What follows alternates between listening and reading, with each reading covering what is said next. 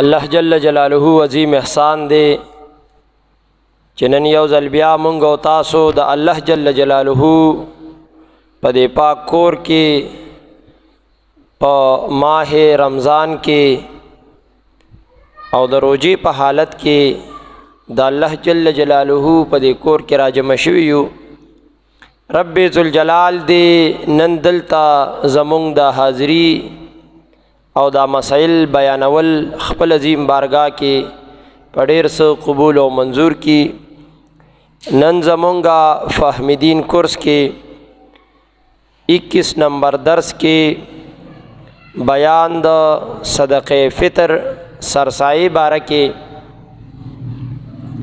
نو د سرسایه باره کې د دوانو جانو سردار آقا نامدار محمد ربی صلی اللہ علیہ وسلم مبارک فرمان دے چې د رمضان المبارک دا روزې د ځمکې اسمان ترمنځ دا معلق وي ځوړندې وي چې کله مومن مسلمان روزې ونیسي او سرسایه صدقه فطر ادا کی رب ذوالجلال دغه مومن مسلمان د رمضان المبارک دا روزې مقام د قبولیت ته ورسي. رب ذوالجلال دې زمونږ دا روزې مقام د قبولیت ته ورسي.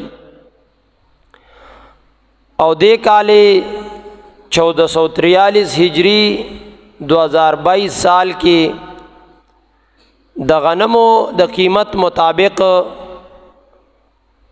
سرسایہ 150 روپے د غنمو د قیمت مطابق سرسایہ دا. حکومت وقت چیلان د 170 کړي دي او زمون KPK کې د سرسایہ د غنمو د قیمت اعتبار سره 150 روپے ده. سرسایہ کله انسان ته ورکول پکار دی د اختر د من مخ کې سرسایہ ورکول دا بهتر او افضل دی. چې چاته سرسایہ ورکي هغه غریب انسان د اختر نه وړاندې ورکول ورته پکار دی چې هغې په اختر د پاره خپل سامان او انتظام برابر کړي. کسان چې رمضان المبارک په میاشت کې بیماران وي یا کمزوري وي یا بوډاګان وي روزې نیولې نشي او روزې نوی نیولې نو په دکه کمزورو بوډاګانو بیمارانو باندې سرسایه ورکول هم واجب دي چې صاحب نصاب وي. دغه رنګه سرسایه به چاله ورکوي نو سرسایه چې څنګه زکات په مور پلار نیا نیکه دیل زکات نشي ورکولې دغه رنګه د خپل اصول او فروع ته پلار مور نیا نیکه زوی نوسی دیل سرسایم نشي ورکولې. رور او خور لا زکاتم ورکول شي او سرسایم ورته ورکول شي. دغه رنګه پلار د بالغ اولاد سرسایه ورکول صدقه فطر ورکول په پلار باندې د بالغ اولاد سرسایه ورکول واجب نه دي. دغه رنګه خاون د خپل ښځې سرسایه ورکول په واجب نه دي.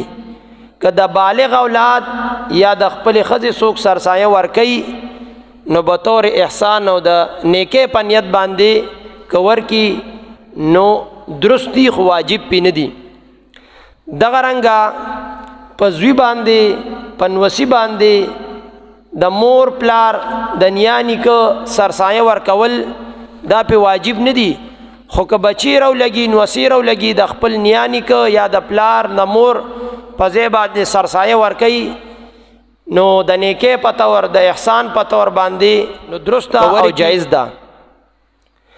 دغه رنګه سرسایه به غریب مسکین محتاج فقیر انسان لبا سرسایه ورکي. خپل محله کې رشتہ دارو کې چې غرباوي غریبانان وي هغې له سرسایه ورکول پکار دي.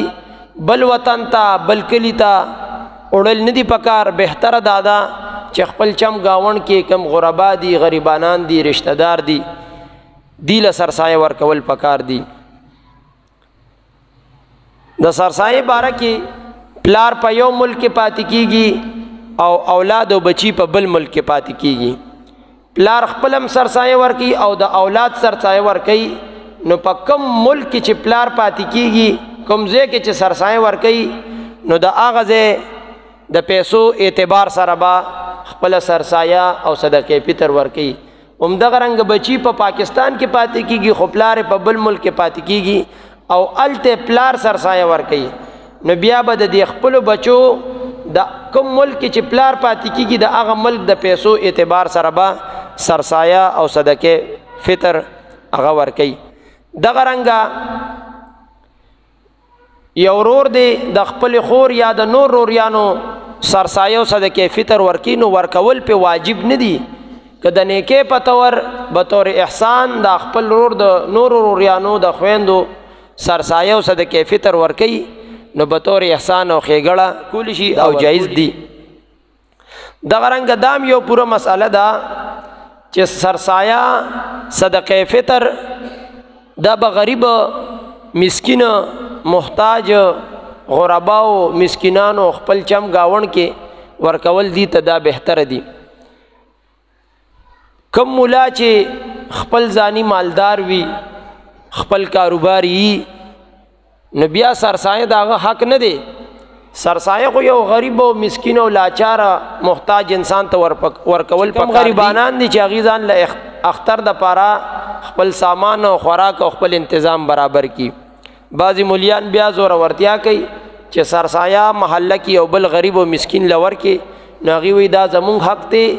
حق د سرسایه حق د مولا نه دی، سرسایه حق د امام نه دی، سرسایه دا حق د غریب دی. خو کوس یو امام دی، یو مولا دی، په مسجد کې پاتې کیږي او د میاشتې دغه 2-3 روپۍ تنخواه ده او نور څه آمدن د ده نشته، نو بیا مقتدیانو ته هم پکار دي چې بیا دا خپل سرسایه دا د خپل پیش امام او مولا ته هغه ورکي. خو که د امام مولا خپل څه کاروبار روزګار وي او بیا سه زور ورتیا کوي، نو دا بیا درست نه دی. بیا دا سرسایه د غریب انسان ته ورکول دا بیا داغه حق دی. څرنګه که د خپل کور سرسایه څوک یو کس لم ورکوي، نو یو کس لم د ټولو د خپل کور کسانو ټولو سرسایه یو کس لم ورکول دا درست او جایز دی.